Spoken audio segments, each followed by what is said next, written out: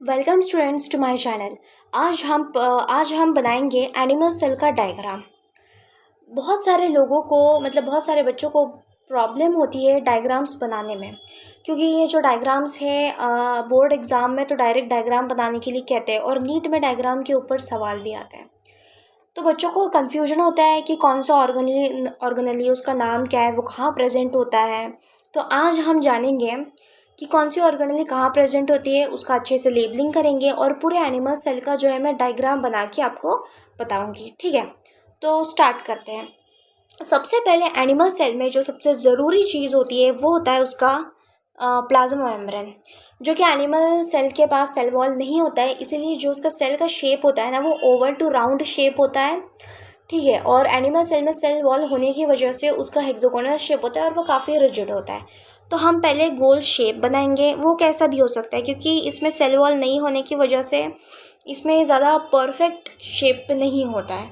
तो हम इस तरह से बना सकते हैं या फिर इस तरह से, कैसे भी हम जैसा चाहे हम वैसे बना सकते हैं। ठीक है, तो हमने पहले एक प्लाज्मा मेम्ब्रेन बना ली। इस प्लाज्मा मेम्ब्रेन के अंदर हम लोग सबसे इम्पॉर्टेंट चीज़ है वो सबसे पहले बनाएंगे, वो होता है अपना न्यूक्लियस। न्यूक्लियस के अंदर हम लोग एक और छोटी चीज़ बनाएंगे, वो होगा न्यूक्लियोलस। इसका लेबलिंग मैं बाद में अच्छे से करवाऊंगी। फिर इस न्यूक्लियोलस के अंदर और भी चीज़ें होंगी, ये इस तरह से फाइबर्स होंगे जिनको बोला जाएगा क्रोमैटिन फाइबर्स। उसके बाद इस न्यूक्लियस की जो सेल वॉल है, न्यूक्लियस की जो प्लाज्मा मेम्ब्रेन है, न्यूक्लियर मेम्ब्रेन, उससे अटैच्ड हमारे पास होगा इस तरह का स्ट्रक्चर जिसको हम कहेंगे एंडोप्लाज्मिक रेटिकुलम। और ये न्यूक्लियर की वॉल से ना जस्ट तुरंत ही अटैच्ड इस तरह का स्ट्रक्चर होता है। ठीक है, ये हो गया इस तरह से अलग से ऐसा स्ट्रक्चर होता है। ओके, तो ये तो हो गया रफ एंडोप्लाज्मिक रेटिकुलम। इसके ऊपर क्या अटैच्ड है, इसके ऊपर राइबोसोम्स अटैच्ड होते हैं, इसीलिए उसको रफ बोला जाता है क्योंकि ये दिखने में जो है काफ़ी रफ स्ट्रक्चर दिखता है। ठीक है, तो हम इस तरह से राइबोसोम्स बनाएंगे और साथ ही में जो है तुरंत के तुरंत ये राइबोसोम्स जो है वो न्यूक्लियस में बनाना नहीं भूलना, क्योंकि फ्री न्यूक्लियर राइबोसोम्स भी, न्यूक्लियस बोल रही हूँ, साइटोप्लाज्म में, क्योंकि फ्री जो है साइटोप्लाज्मिक राइबोसोम्स भी होते हैं। देखो मैं यहाँ कुछ बना देती हूँ छोटे छोटे से, ये इस तरह के, ये जो है साइटोप्लाज्म के अंदर राइबोसोम्स प्रेजेंट है। ठीक है, फिर इसके बाद हमारे पास एक और स्ट्रक्चर बनेगा जिसको, ये भी सेम एंडोप्लाज्मिक रेटिकुलम की तरह हुआ, सेम टू सेम, लेकिन ये जो रफ एंडोप्लाज्मिक रेटिकुलम है इसके बाहर साइड होगा, आउटर साइड, और इसका नाम होगा स्मूथ एंडोप्लाज्मिक रेटिकुलम और इसके ऊपर कोई राइबोसोम्स अटैच्ड नहीं होंगे। इसी स्मूथ एंडोप्लाज्मिक रेटिकुलम के पास हमारे पास होगा एक और जिसको बोला जाएगा गोल्जी बॉडी बोला जाएगा। ठीक है, वो भी सेम इसी तरह स्ट्रक्चर होगा, दो पार्ट्स होंगे इसके इस तरह के। ओके, ये बन गया गोल्जी। इसके बाद एक और हमारे पास स्ट्रक्चर होगा जिसको बोलेंगे माइटोकॉन्ड्रिया। ये इस तरह से बीन शेप्ड स्ट्रक्चर होता है जो होता है माइटोकॉन्ड्रिया। ओके, माइटोकॉन्ड्रिया के बाद कुछ छोटे छोटे स्ट्रक्चर्स होंगे इस तरह के, ये हो गए, और भी होते हैं इस तरह के कुछ स्ट्रक्चर्स। इसके अलावा भी एक और थोड़ा बड़ा स्ट्रक्चर होगा, तो ये पेरोक्सोसोम, लाइसोसोम्स और वैक्यूल्स, ये हो गए स्ट्रक्चर। इसके बाद जो है मैं ये राइबोसोम्स को थोड़ा छोटा कर देती हूँ बिकॉज मेरे पास ज़्यादा स्पेस नहीं है, इसीलिए। ठीक है, ये राइबोसोम से, ठीक। अब इसके अलावा भी अपने पास स्ट्रक्चर होगा, उसको कहेंगे सेंट्रोसोम। ठीक,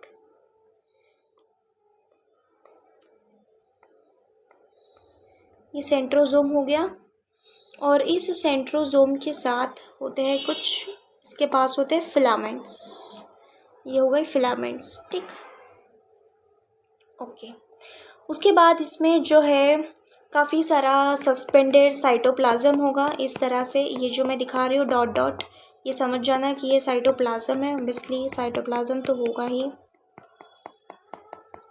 इसको बहुत छोटे छोटे डॉट से रिप्रेजेंट कर रही हूँ न्यूक्लियस के अंदर सेम टू सेम इस तरह से फ्लूइड लाइक सब्सटेंस होता है जिसको न्यूक्लियोप्लाज्म बोलते हैं, और सेल के अंदर होता है इसलिए उसको बोलते हैं साइटोप्लाज्म।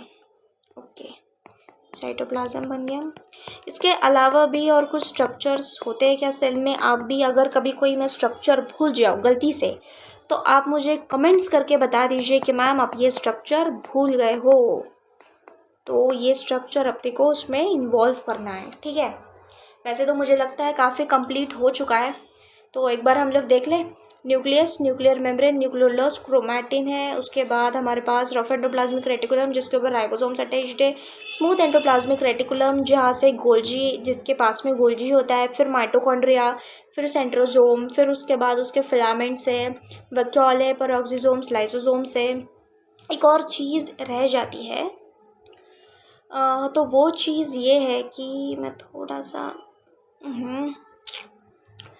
कि कोई बात नहीं, मैं इसको मिटाने की कोशिश कर रही हूँ तो ये पूरा मिट रहा है, बट हम थोड़ा सा इसको यहाँ से ऐसे बना सकते हैं।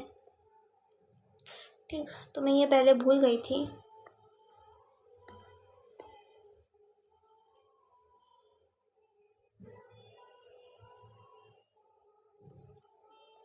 ओके,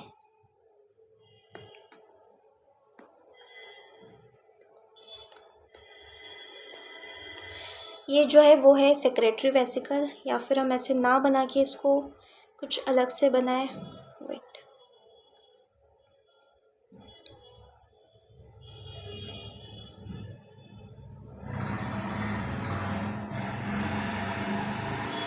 ठीक,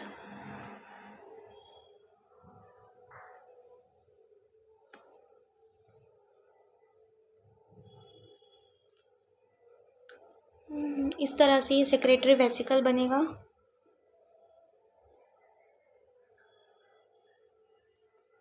इस तरह से ये जो बन जाएगा वो क्या बनेगा? Secretary vesicle.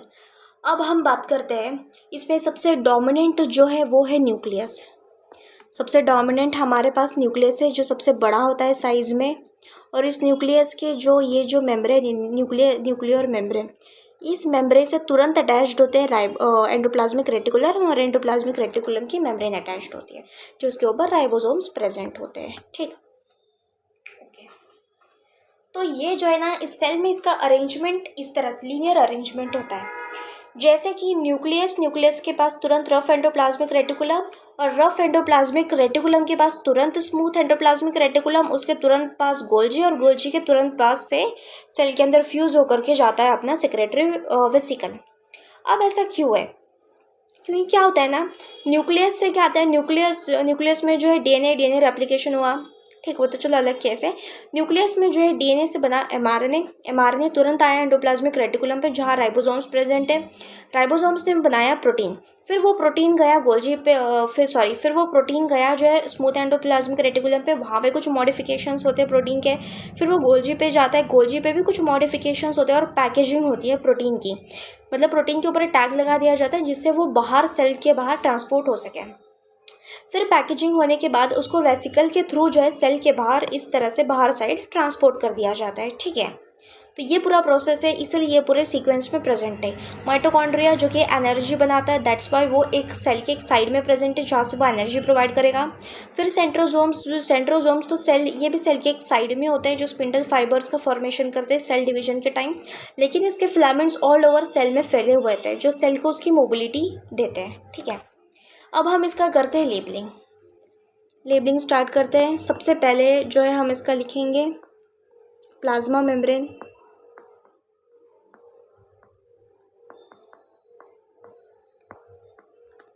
ठीक है, समझ आ रहा है जो लिखा है?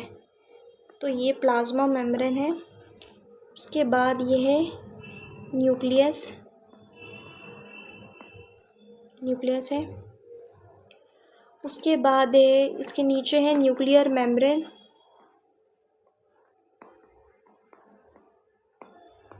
ये शॉर्ट फॉर्म है मेम्ब्रेन का। इसके बाद हमारे पास है न्यूक्लियोलस,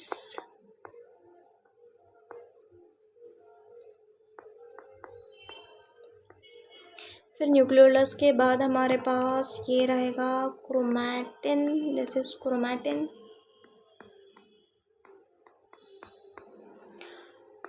क्रोमैटिन के बाद हमारे पास रहेगा रफ एंडोप्लाज्मिक रेटिकुलम।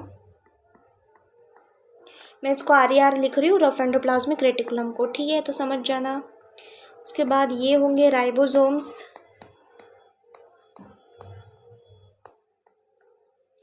फिर उसके बाद हमारे पास है this is smooth endoplasmic reticulum. Smooth endoplasmic reticulum को मैं SER लिख रही हूँ। उसके बाद हम जो है वो है हमारे पास है गोल्जी बॉडी, ठीक। उसके बाद हमारे पास है माइटोकॉन्ड्रिया।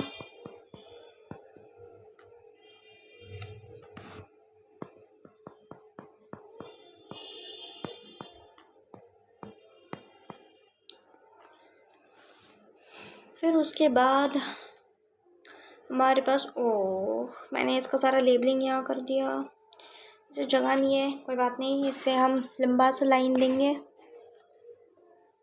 कलर से समझ जाना। ये पर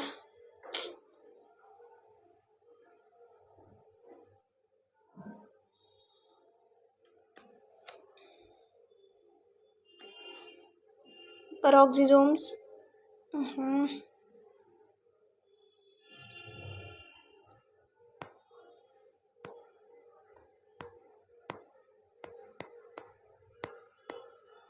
पेरोक्सिसोम से जस्ट उसके नीचे फिर हमारे पास है ये यहाँ पे, ठीक, लाइसोसोम्स। उसके नीचे हमारे पास है वैक्यूल।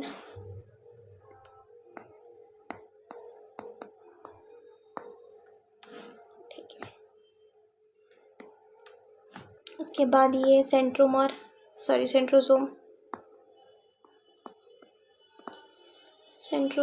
है। फिर फिलामेंट्स है,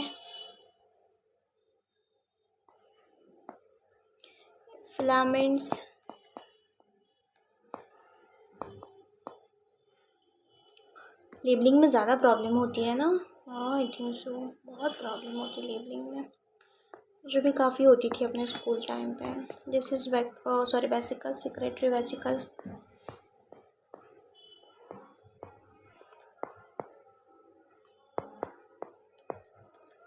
ठीक है, तो लगभग इसके सारे लेबलिंग हो चुके हैं। और जो आप ध्यान रखना कि जो स्ट्रक्चर हो ना उसके बाद मतलब उसके पास उसकी लेबलिंग हो, क्योंकि क्या है ना, बहुत ज़्यादा मुझे भी इशू आ रहा है लेबलिंग के लिए, क्योंकि बहुत सारी चीज़ें हैं इसीलिए।